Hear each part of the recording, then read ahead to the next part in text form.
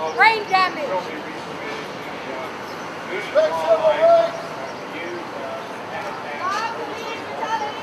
any other documents have free up to using Camp Bullis. A very, very important part of that. We look forward to working with Mayor Castro and the City Council in establishing the Regional Military Sustainability Commission as passed by Senator Andy King, Senator Jeff Wentworth, and the great support in the House with Ruth and with our delegation in supporting us in the House.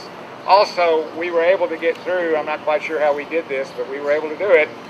Somebody must have not been watching, because the county got authority under House Bill 2833 to be able to do building inspections. It'll be able to do it on 3 different phases of construction and require submission of compliance to the county. And we thank very, very much for the legislature to do that. We know how difficult a ride they had in doing this. You cannot say enough about our local delegation and the troubled waters that they had to maneuver through to be able to get this bill through. And I can't say enough to thank them for that great work. But we'll pick up now and follow what you guys have laid the groundwork to do it. We look forward to working with Mayor Castro to make sure that gets done. Thank you.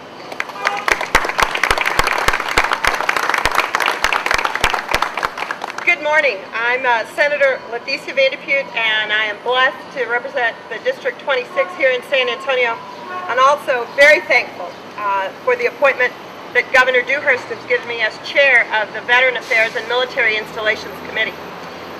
It's, first of all, wonderful for the members of the legislature after leaving San Antonio in January to be back home.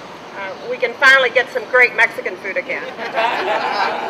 And it also is a good day.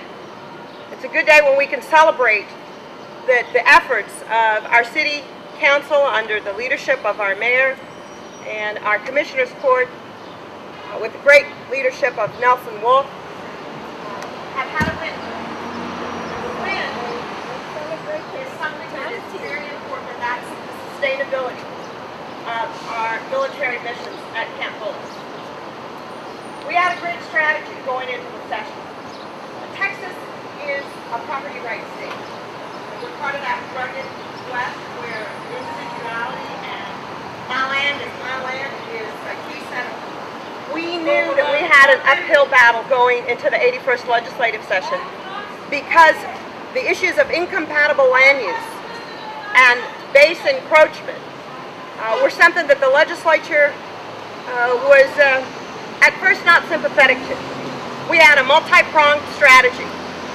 That strategy was to begin bills both in the House and the Senate to do a statewide vision for sustainability, and then single shots. Single shots for Camp Bullis, for Laughlin Air Force Base in Del Rio, and for the base in Abilene. We were successful because we all helped one another. But I've got to tell you the real reason. When you think that we're able to be here freely in front of City Council, and that we debate in a free society, and that yes, even the folks have the right to protest, they do so because of the generations of men and women in this state and across the country who have always donned that uniform. Our freedoms and our protections are paid for by our military. And we are so proud in San Antonio to be military city, but we are proud in San Antonio as we train. We are the premier training ground for all military and medical posts. It's hard to say which one. I was offered an interview by Ken's TV, Channel 5, if we were quiet during the audio portion of their program here, where they're advertising the win-win situation for Camp Bullis. Even though we know in the Middle East, in Iraq, or in the Balkans, they've been using depleted uranium since the 90s. And all the veterans come back with their health jeopardized, all of them, whether they're combatants or non-combatants. They're inhaling the air where the radiation from the depleted uranium is exploded. So they're all contaminated, all these veterans here. And they're talking about a win-win at Camp Bullis. Oh, we were here. I'm just mentioning that because that's what they were here, and that's what this news media covered. But we were here protesting for our constitutional rights. April 29th, we were arrested for being on a public sidewalk, for wanting to know the medical status of a Mr. Macias, who's a Mexican national that was taken out from the Mexican consulate by force, dragged out.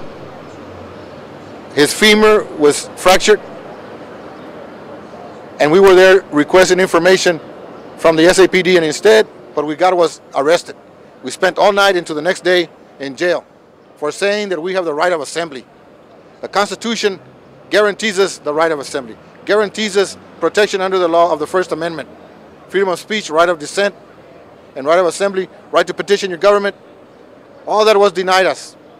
This Friday, the 5th of June 2009, we go to court, a criminal charge for supposedly obstructing a passageway, even though no one else wanted to use it, just us and the San Antonio Police Department. So where were we obstructing anything? But that's how they use the law. That's how they circumvent the Constitution to apply their law their way, their own way, only when they want to. It does not apply to them. They don't have to observe the Constitution. That's what we're protesting here today. We got no coverage from any media.